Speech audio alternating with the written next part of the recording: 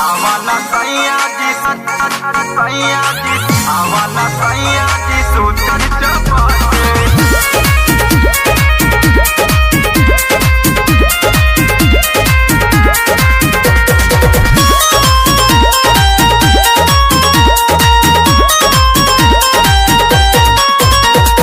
ठंडी में सैया घरे चली आई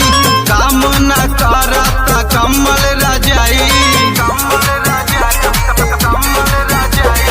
ठंडी में सैया घरे चली आई काम न करत कम्बल रजाई कबले रही हम अकेले दपके आवाना सैया जी सूता चपके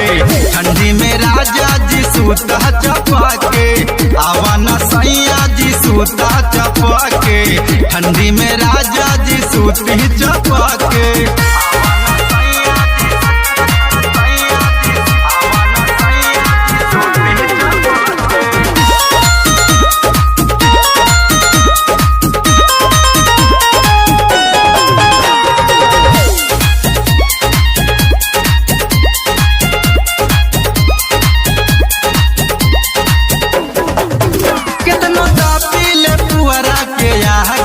हो तब भीतर के गर्मी न जागी हो पीले पुअरा के आगी हो तब भीतर के गर्मी न जागी हो लगे फेल होई राजा जी माथा सटके